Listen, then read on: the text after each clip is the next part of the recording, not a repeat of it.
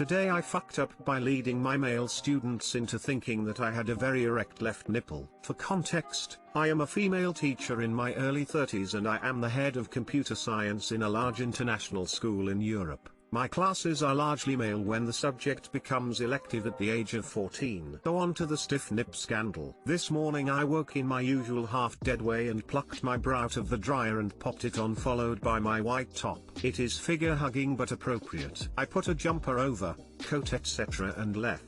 I drive to work and keep my jumper on until it warms up in the classroom. My class arrives at 9 AM. I took off my jumper and one boy's jaw dropped. He whispered to his friends, who did the old glance and second look. I looked at them but didn't think much of it. I don't often wear white, so I assumed they were just surprised. Anyway, all lesson they kept calling me over, which arose my suspicions. Usually these boys are pretty independent, and glancing at my chest, I was feeling a little self-conscious and thought that maybe the white was a bad idea and it was not smart of me despite it being a high-neck top. I am a D-cup, so sometimes I get stares, so the white may be a no-no. But then I thought better of it. The top is fine. They are in the throngs of puberty and we have just returned from a lockdown, so I'll ignore it and let them get it out of their systems, was my line of thought. The lesson ended and when they finally left, they all stayed behind individually to chat about bogus things. I went to the bathroom to check in the mirror and oh crap. There,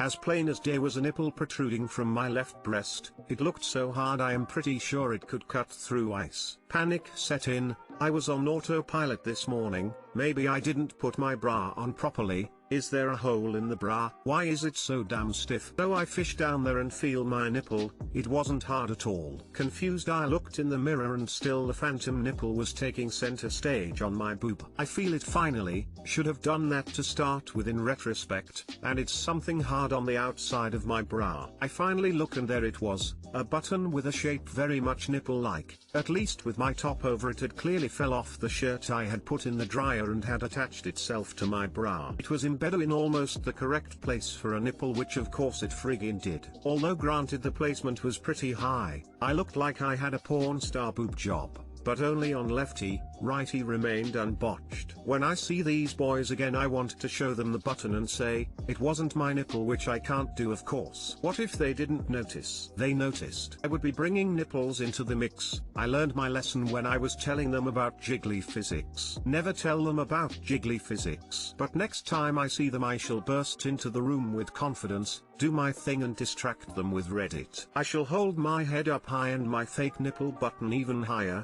or just shrink into a ball, still figuring that one out. Too long didn't read. Wore white, exposed teenage boys to a button masquerading as a nipple, died a little inside. Stupid sexy teacher. It felt like I was wearing nothing at all, nothing at all, nothing at all. Slowly move the button around. Different spot every day.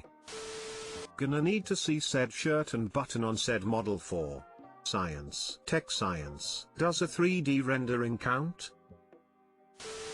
Phantom nipple. I think I found a new name for my band. That definitely comes under the category of cheap thrills. Remember, perception is reality. Ha ha. I will put that on my classroom wall. Today I fucked up by not knowing what sanitary towels were until the age of 25. Of course today being 32 I know what sanitary towels are, but back when I was 25 I decided to be a good boyfriend and help my girlfriend by buying her the lady things, and as I can remember this is the story. A little backpedal. I am a brother of 3 sisters, so I don't class myself to be a novice at these sort of things. Also I thought, I'm aware of these sweet wrappers thingies that some girls carry and the other version that looks like a pads. So I go down to the store to attempt to buy these lady things, but I'm greeted by a massive wall and thousands of choices of these things, clearly out of my depth, so I ask for help from a girl store worker. I needed a professional. I tell her I require some tampons for my girlfriend as she's running out. She quickly corrects me and says, do you mean tampons? A little bit confused I told her no, I didn't want the ones that go on, I want the ones that go in. This worker starts laughing. I'm getting more and more red in the face. I end up getting the ones I seen in her bathroom, after describing them to the giggling worker girl. So now I know that the tampons go in and the sanitary towel go on. Learn from my embarrassing mistake, guys. This is a repost from Confessions. It got padlocked for some reason. Too long didn't read. It's not tampon and tampin, it's tampons and sanitary towels. I've only known them as sanitary napkins. I would much rather call them a sanitary towel than a napkin. Napkins and towels is a B/A thing, according to my dictionary. I always called them pads in English.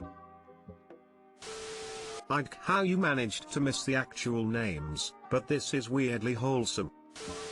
Better to learn late than never. Very sweet of you to volunteer as help for your girlfriend. It's sweet of you to buy supplies for your girlfriend, but I'm really lost on how you made up your own word for tampon and tampin. Like, sanitary pads and tampons are advertised on TV, you know where they pour blue liquid on a pad. Also like, people talk, and you have 3 sisters, and I'm just so baffled. Do you live in a country where it's taboo? Lol, I'm starting to think tampons makes more sense. I've never heard them called anything other than pads.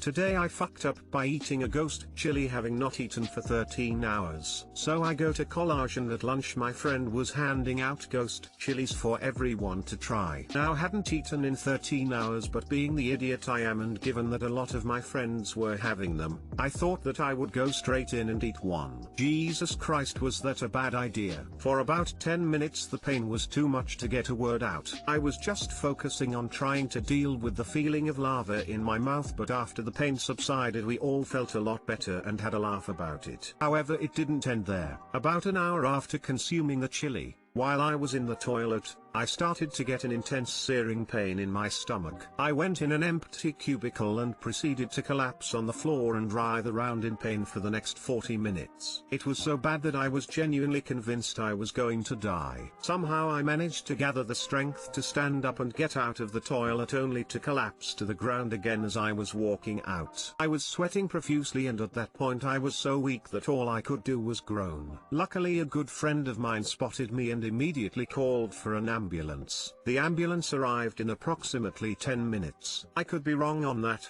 I'm not entirely sure what happened straight after they arrived. I was simply too out of it to notice, but I think they asked me a few questions which I tried to answer, probably not too coherently. The next thing I remember, they gave me some apple juice and immediately I felt much better. Apparently my blood sugar level was so low from not having eaten in about 13 hours that the ghost chili sent my body into shock, so as soon as I had the apple juice the sugar in it perked me right up and the pain went from a 15/10 to a bearable 4. The paramedic took my temperature, blood pressure and various other things and I seemed to be okay. I thanked them and went back to my place, hit the pillow and fell asleep. Just woke up now. Moral of the story, don't eat ghost chilies, and especially not after you haven't eaten for 13 hours. Too long didn't read. I ate a ghost chili on an empty stomach and it sent my body into shock. Eating hot chili peppers is like eating too much weed. You literally feel like you're gonna die and then out of nowhere you're all better 24 hours later. Until said chili needs to exit your body, then the burning starts again. That's how to separate the good from the bad chili. I have a saying, it's not hot before it's burning on the way in and on the way out. Wait for your next bowel movement. That will be fun, too.